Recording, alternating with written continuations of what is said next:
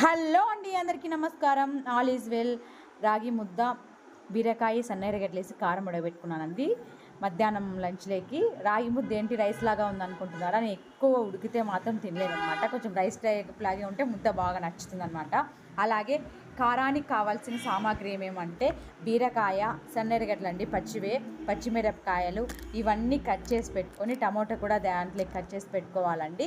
తర్వాత పచ్చి శనగిత్తనాలు బాగా వేయించేసుకొని పొట్టు తీసుకొని పెట్టుకోవాలి. తర్వాత రోలు బాగా కడిగేసి దాంట్లోకి శనగిత్తనాలు, పచ్చిమిరపకాయలు, తెల్లగడ్డ, చెక్క, లవంగ, కొంచెం ధనియాల పొడి అన్నీ వేసి దంచుకోవాలండి. ముక్కలు బాగా మాత్రమే, అంటే ఏమంటారంటే బరక కొంచెము నున్నగా కాకుండా దంచుకోవాలన్నమాట. మిక్సీ కూడా పట్టుకోవచ్చండి. కారానికి కొంచెము అంటే విత్తనాలు అక్కడక్కడ చిన్న శనగిత్తనాలు కనిపిస్తే సూపర్ ఉంటుందన్నమాట. అందుకు అలా దంచుకోవాలి. రోట్లో నీళ్ళు కూడా దంచుకున్న తర్వాత రోట్లో నీళ్ళు కూడా ఎత్తుకుంటే బాగుంటుందండి. తర్వాత గిన్నె పెట్టుకొని స్టవ్ మీద దాంట్లోకి ఆయిల్ పోసుకొని ఆవాలు వేసుకొని చిటపటలాడిన తర్వాత మనం పక్కన ఒలిచి పెట్టుకున్న ఆనియన్స్ ఇంట్లోకి యాడ్ చేసుకోవాలండి. ఇవి బాగా ఆవాలు చిట్లిన తర్వాత వేసుకోవాలన్నమాట. ఆవాలు చిట్లకపోతే కనుక కొంచెం చేదు వస్తాయండి. ఆవాలు తినేటప్పుడు పంట కింద పడతాయి కదా, అప్పుడు కొంచెం చేదు వస్తాయి. చిట్లనిస్తే మాత్రం బాగుంటాయి అన్నమాట. చూడండి, ఇలా చిట్లిన తర్వాత ఆనియన్స్ వేసుకొని తర్వాత బీరకాయ కూడా యాడ్ చేసుకోవాలన్నమాట. బీరకాయ కూడా యాడ్ చేసుకున్న తర్వాత కొంచెం కరివేపాకు, దాంతోపాటు పసుపు కూడా యాడ్ చేసుకోవాలండి. పసుపు కూడా యాడ్ చేసుకున్న తర్వాత కొంచెం సేపు మీడియం ఫ్లేమ్లో కొంచెం సేపు వేయించుకోవాలన్నమాట. అలాగే మూత పెట్టేసి వేయించేస్తే ఆయిల్ కొంచెం లైట్గా పైకి తేలుతుందండి.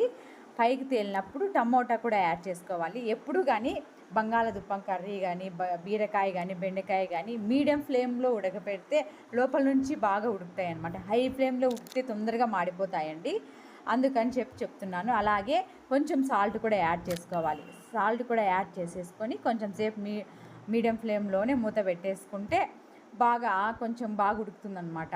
మళ్ళీ ఉడికిన తర్వాత మనం నూరి పక్కన పెట్టుకున్నాం కదా, రోట్లో నూరి పెట్టుకున్న కారాన్ని దీంట్లోకి యాడ్ చేసుకోవాలన్నమాట. యాడ్ చేసుకొని ఇది కూడా బాగా కలియ తిప్పేసిన తర్వాత మనం రోట్లో నుంచి నీళ్ళు లాస్ట్లో ఎత్తింటాం కదా, అవి కూడా వేసుకొని యాడ్ చేసుకోవాలండి. మనకు కావాల్సింటే మీడియంగా ఉండాలా, లేదంటే నీళ్ళగా ఉండాలా, చిక్కగా ఉండాలా అనే టైప్లోనే మనకు తగ్గట్టుగానే, అంటే మనకు ఏ విధంగా కావాలంటే ఆ విధంగా దీన్ని యాడ్ చేసుకోవచ్చు. వాటర్ యాడ్ చేసుకొని పెట్టుకోవచ్చు అనమాట. లేదంటే కారం ఎక్కువగా చిక్కగా అయిపోతుందండి ఆ చల్లారిన తర్వాత. దానికోసం కొంచెము వాటర్ యాడ్ చేసుకొని ఉడికిన తర్వాత దించేసుకుంటే బాగుంటుంది.